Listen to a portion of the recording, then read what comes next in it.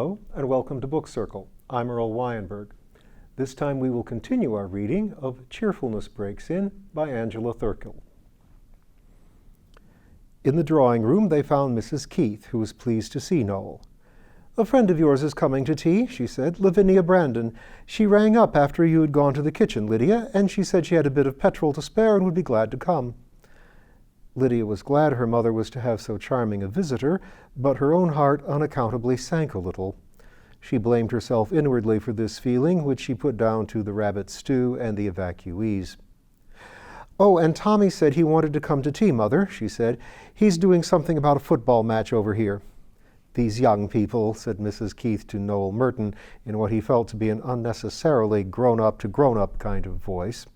"Will not use surnames. Which Tommy is it, Lydia? Tommy Gresham or that girl over at Little Misfit that has the bull terrier?" Lydia explained that it was the dean's secretary. "I can't think," said Mrs. Keith with great dignity, "why the bishop should have a chaplain and the dean only a secretary. Considering how very low church the bishop is, I should have thought a secretary would be quite good enough for him. Whenever I hear of anyone having a chaplain, I always think of the Inglesby legends." Neither her guest nor her daughter felt equal to coping with this particular thought. Noel vaguely wished that this Tommy were not coming, and Lydia, who was not as a rule given to such delicacies, suddenly felt that Noel was dissatisfied, which increased her depression and made her concentrate on the rabbit stew as the cause of all evil. While Mrs. Keith was telling Noel about her elder son Robert's children, Palmer announced Mrs. Brandon. "You'd better do the blackout in the drawing room now, Palmer," said Mrs. Keith. Palmer said she was sure she was sorry, but she had thought it a pity to shut the light out so soon. Noel could see in Mrs. Keith's eye that she was going to risk a domiciliary visit from the ARP sooner than offend Palmer, but Lydia said, "Now, please, Palmer," and Palmer grudgingly closed the shutters and drew the curtains. "How nice and cozy it is, just like old days," said Mrs. Brandon, looking around the room with its shaded lamps and its bright fires. It occurred to all three hearers that in the old days it would have been pleasant to have the room lighted at tea time on a late autumn afternoon, leave the curtains undrawn, and watch the fading light across the water meadows. But this did not seem worth saying. Lydia poured out the tea with a combination of the ruthlessness of a Sunday school treat and the kindness of a very good nurse on the invalid's first day up. Mrs. Keith was able to begin the saga of Robert's children all over again, to which Mrs. Brandon listened with not quite her usual deceptive appearance of attention. She was looking as charming as ever, but there was something new about her that the others could not quite place. She was dressed in black, with touches of some filmy purple at her neck, and had an air of gently sad abstraction from this world, and of mourning for beauty vanished, which were most becoming, but rather perplexing.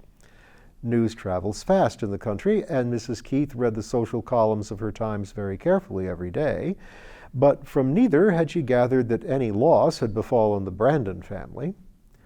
A question about Francis Brandon brought the assurance that he was very well and waiting with ardor for his class to be called up. If anything had been wrong with Delia, it would have reached them from the hospital via the Crawleys or the Burketts. Even Noel, who did not take his charming friend too seriously, wondered if she was in black for a purpose and bravely hiding a wounded heart. At last Mrs. Keith could bear it no longer. "One gets so anxious in these sad times," she said, "and I can't help being a little worried about you, Lavinia." Mrs. Brandon very beautifully said that no one must worry about her. "You're black," said Mrs. Keith, touching Mrs. Brandon's dress. "It isn't for anyone, is it?" Mrs. Brandon, with an exquisite air of discomposure, said, No, no one she knew was dead, no actual person at least. "Is it an animal?" said Lydia. "I once wore a black hat ribbon for a dormouse once when I was little." Mrs. Brandon said she felt animals were so happy that one not need mourn for them. "At least," she added reflectively, "English animals. That is, that very Waring woman, my cousin Hilary Grant's mother, tells me that animals are still dreadfully treated in Italy, but then she is that kind of woman who would find them being badly treated anywhere. In fact, she will not be happy in heaven unless she can find a horse with ribs sticking out or a pig having its ears punched. Do you think, Mr. Merton, that heaven can really please everybody? Their tastes are all so different. and though we are told we shall see our friends again, there are several that I would so much rather not see if it weren't too difficult to manage." Noel said the law didn't make provision for that particular case, but the dean's secretary was coming and they might ask him. Upon which Mr. Needham very conveniently arrived, and finding himself in the same room with the most saint-like woman and the most delightful and touching girl he had lately met, became a prey to silence. "I know you can tell us, Mr. Needham," said Mrs. Brandon, looking devoutly at the dean's secretary. "Does one have to know people in heaven or not?" "Mrs. Brandon is a little exercised," Noel kindly explained, seeing Mr. Needham's embarrassment, "because she is so kind to such of her friends as are a little dull and boring, and wonders if she is likely to see much of them in heaven. The inner temple is not a good preparation for that kind of special knowledge, so we appeal to you." Mr. Needham, after some embarrassing stutters, said he was sure no one could ever be dull with Mrs. Brandon. "You've got it all wrong," said Lydia. "You couldn't be dull with her, but she could be dull with you." "Oh, but I could," said Mrs. Brandon plaintively. "I could be dull with anyone." "What Tommy meant," said Lydia, "was that no one could be dull with you. I mean, there are two sorts of being dull with a person. One is when you are so dull that they feel dull, and the other is when they are so dull you feel dull. Like Miss Pettinger," she added reflectively, though with her it's really a kind of active horribleness as well. Mrs. Brandon said she knew she was very stupid, and gave a fleeting glance at her own black dress in a way that wrung Mr. Needham's withers. "I hope," he stuttered again, looking at the black clothes, which Mrs. Brandon was wearing like weeds. "It has been rather upsetting," said Mrs. Brandon, who had now got all her audience well in hand. "You see, I saw that a steamer had been sunk, and it was the same name as mine, and though one doesn't believe that things like that mean anything, it is quite a shock." "If I may say so," said Noel, "you take shocks more becomingly than anyone I ever knew." Mrs. Brandon caught his eye, knew that he saw through her completely, and couldn't help laughing in a very pleasant way, for her illusions about herself were not really deep, and it amused her when Noel pricked them. Mr. Needham, who did not know her well, thought that a woman who could laugh almost in the face of death was more like a saint than ever.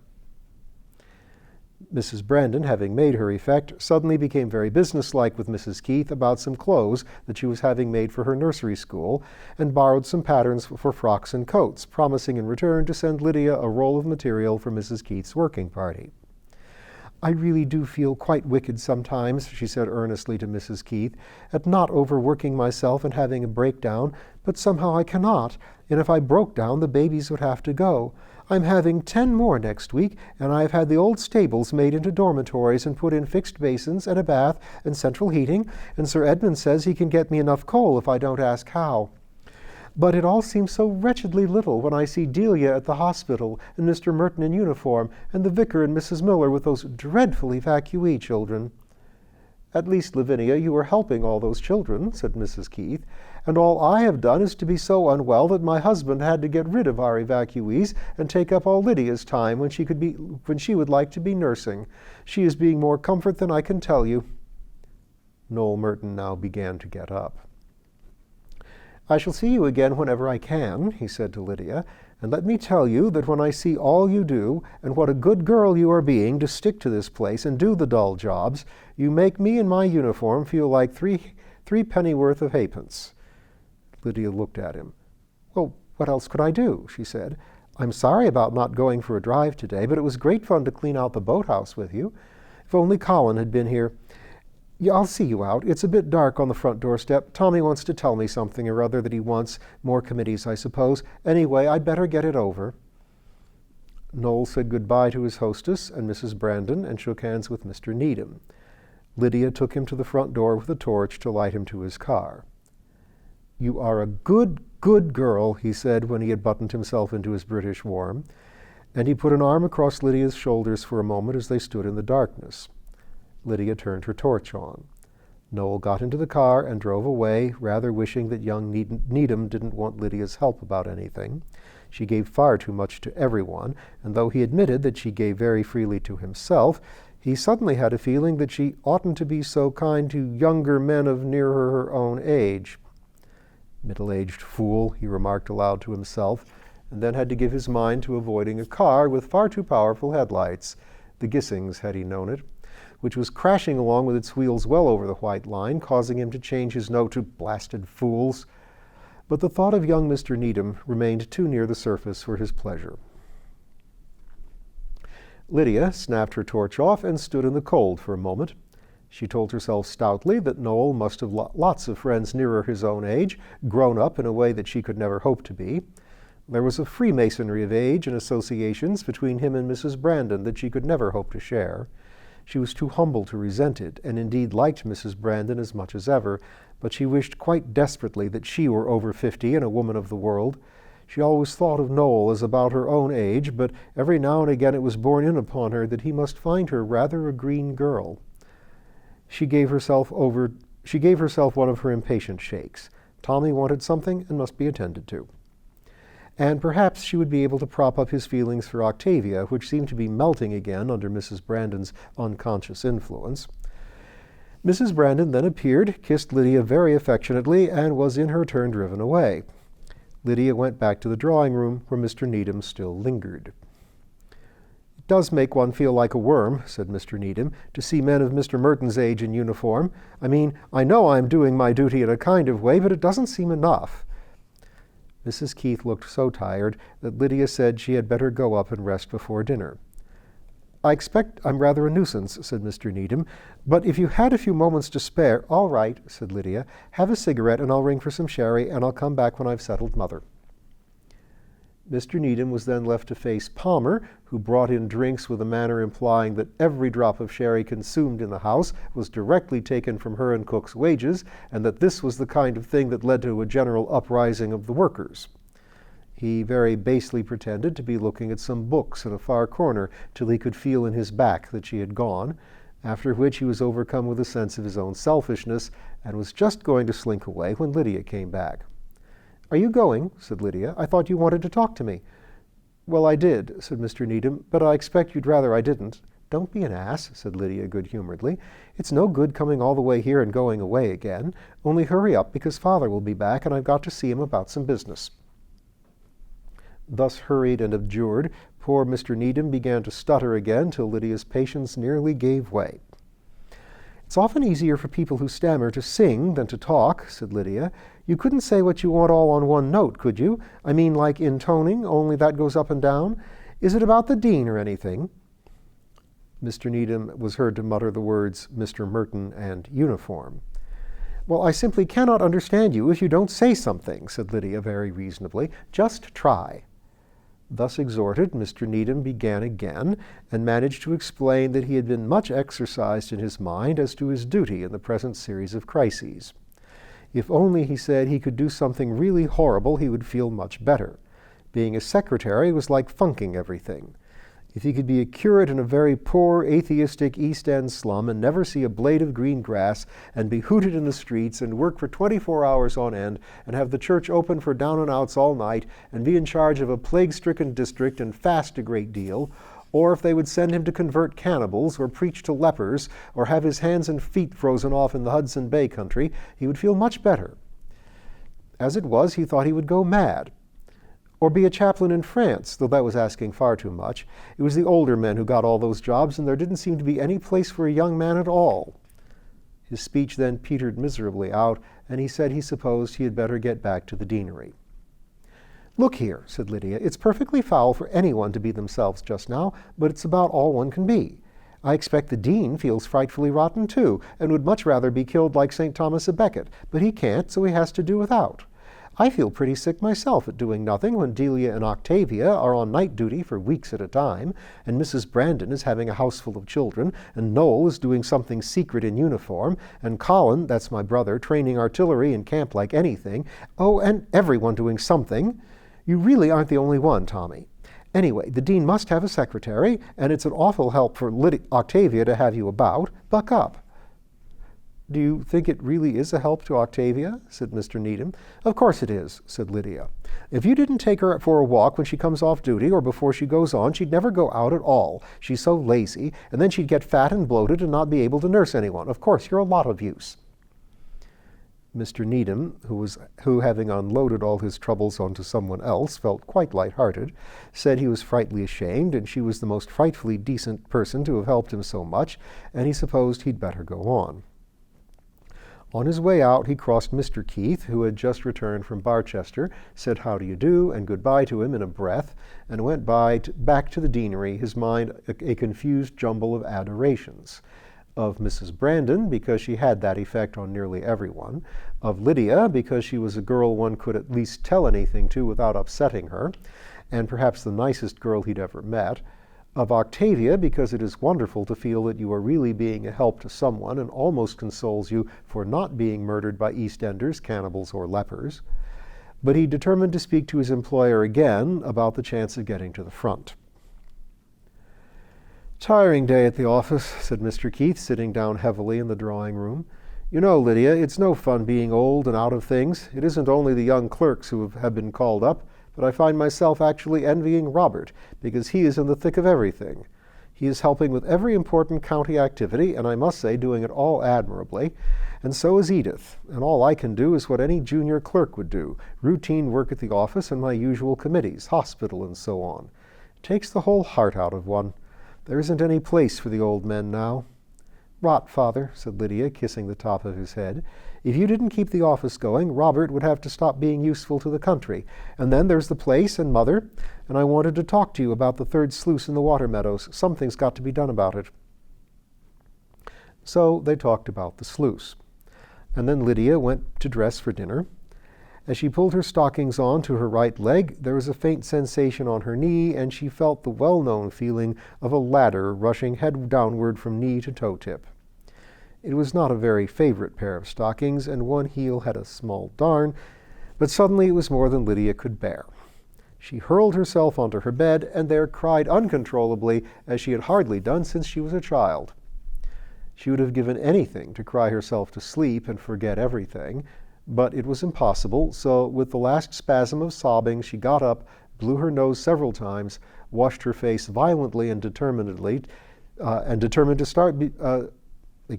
washed her face violently and determined to be starting a sty in her eye if anyone asked questions. "If only Noel were here," she said aloud to her reflection. But at these words, her reflection showed such unequivocal signs of beginning to cry again that she went quickly downstairs, where her father and mother would at least give her every reason for keeping up her courage. Chapter 11. The Christmas Treat. As term grew to a close, the agitating question of Christmas holidays began to press upon everyone. The Hosier's boys were almost without exception to go home, as their parents thought it would be nice to have them back for the holidays. The few boys that for one reason or another their parents could not have were billeted on the Carters, where matron most nobly gave up her usual visit to her married sister, whose boy in the wireless in the merchant service had been torpedoed twice and was about to join his third ship with undiminished spirits, and was rewarded by one broken leg and a mastoid which had to be taken off to Barchester Hospital at half an hour's notice. The married masters relapsed into obscurity with their wives. Some of the unmarried ones went back to wherever they lived, and others were invited by friends they had made in the neighborhood to spend Christmas with them. Mr. and Mrs. Bissell, with little Edna, remained at Maria Cottage, and their friendship with Miss Hampton and Miss Bent grew and flourished. Mr. Hopkins, you will be glad to hear, got a very good job at Monmouth and left at the end of the term, unregretted by a single soul. As for the evacuee children all over the county, their loving and starving parents, having had nearly 4 happy months of freedom, and seeing no reason why their children shouldn't be lodged, fed, clothed, educated, and amused at other people's expense forever, saw no reason to do anything more about them, and hoped that the same fate would overtake the new baby whom most of them had had or were expecting. So all the hostesses buckled to afresh. Mrs. Burkett offered the school gymnasium for a great Christmas party with a tree. The sewing parties vied in running up party frocks for the girls. A levy on jerseys and cardigans for the boys was made in the neighborhood. A house-to-house collection of small sums of money was made, and Mrs. Phelps went to London on the cheap day return and came back with 36 pairs of very cheap soiled white satin slippers, which she and Miss Phelps dyed pink and blue and green, and 2 pounds worth of toys, paper tablecloths, napkins, silver ribbons, and sparkling glass ornaments from Woolworth's. Cakes were promised by all the hostesses and their friends, fish paste, tin loaves, and margarine were bought wholesale, lemonade was laid in by the gallon. In fact, every possible preparation that goodwill could suggest was made for an afternoon of noise, mess, overexcitement, tears, and sickness.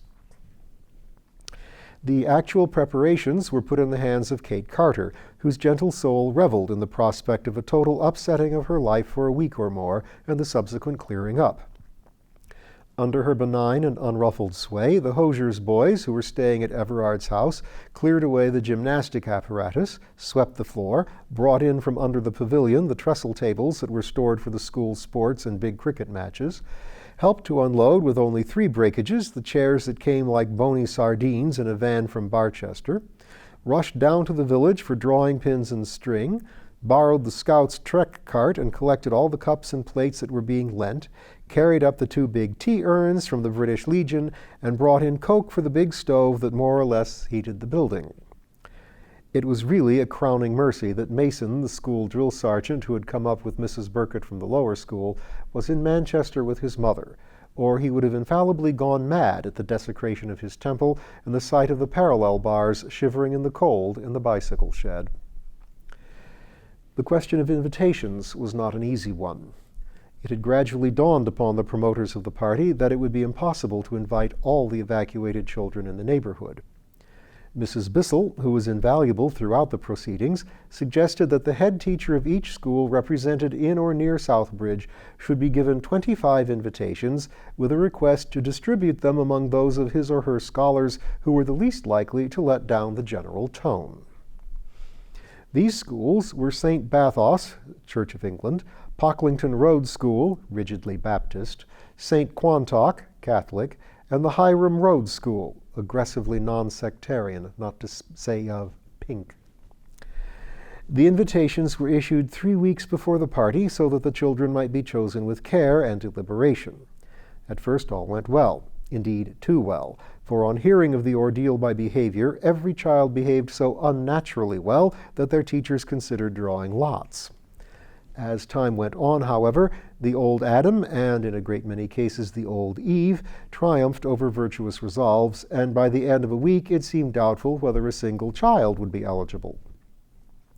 The tickets were then distributed in a despairing kind of way, and when they had all been given out, it appeared that every child had several brothers and sisters who were crying all the time because they couldn't go to the ladies' party.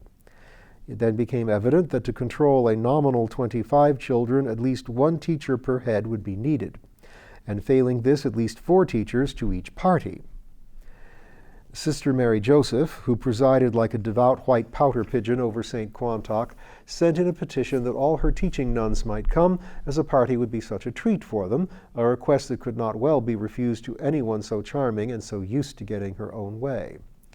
Urged by professional jealousy, Mr. Simon of the Pocklington Road Baptist School asked to be allowed to bring his whole staff, saying darkly that he was responsible for his children, by which he was understood to mean that he must guard them against the Scarlet Woman in the shape of Sister Mary Joseph, who had quite enough to do and never thought of his children at all.